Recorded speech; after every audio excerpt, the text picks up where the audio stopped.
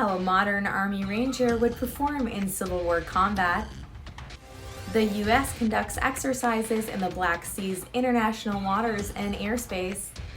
How video games really can make you a better fighter pilot, and more on the roster for this week. So let's get started.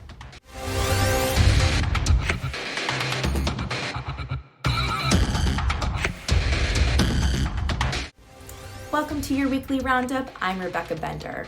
In late January, U.S. Air and Naval Forces conducted a multi-domain exercise in the Black Sea right on Russia's doorstep. The exercise took place in international waters and airspace, an important distinction considering the proximity of numerous Russian bases. In addition to international partners, U.S. troops from numerous commands participated in the exercise, including from U.S. Special Operations Command Europe, U.S. Strategic Command, U.S. 6th Fleet, and U.S. Army Europe and Africa. Read more about this exercise in the news section at Sandboxx News. After 2 decades of counter-terror operations, America's Department of Defense, or DoD, is pivoting back towards great power completion with a stew of new programs and proposals that seemingly blur the line between science fiction, fantasy, and legitimate military capability.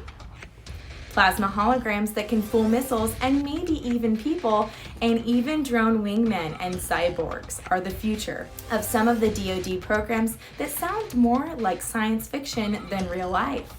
U.S. Army Rangers are some of the most storied warriors in history. The 75th Ranger Regiment traces its lineage back to World War II, where it served with distinction in both the Arctic and Pacific theaters. Modern Rangers are masters of warfare, using advanced technology and their extensive training to overwhelm their enemies. But how could a modern Ranger perform in Civil War combat? Read more in our military affairs section on Sandboxx News. The new year has brought new pilot initiatives for the U.S. Armed Forces Special Operations Command, or AFSAC.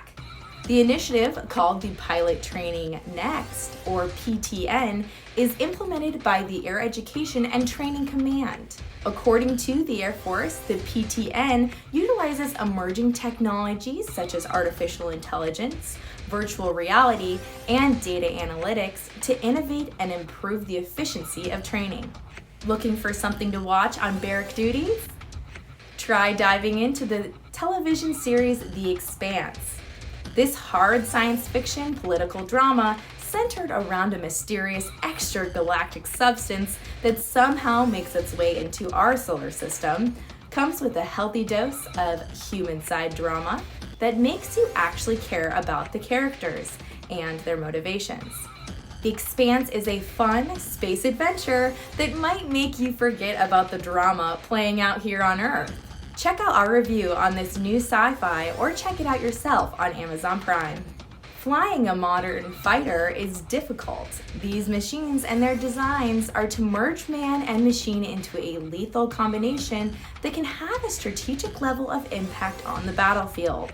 The stick and throttle alone have dozens of buttons on them. Most of these buttons can give 5 or more commands: forward, back, left, right, and down, as well as short pushes and long pushes, and multiple master modes that completely change the function of each button. The avionics in jets like the F-35, which are essentially 2 large iPads glued together, is second nature to our current generation. So to answer the question, do video games help prepare you to become a pilot? Well, the answer is yes, to an extent. Despite having retired more than 14 years ago, the F14 Tomcat remains one of the capable 4th-generation fighters to ever take to the skies. Learn more about the F14 Tomcat in an exclusive video by Heavy Metal and Popular Mechanics, script contributions by none other than Sandboxx Editor-in-Chief Alex Hollins. Meet the F14 Tomcat.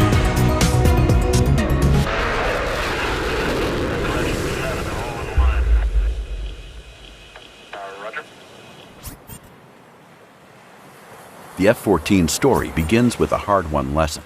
aircraft carriers, and their flight decks of fighters. One Pacific.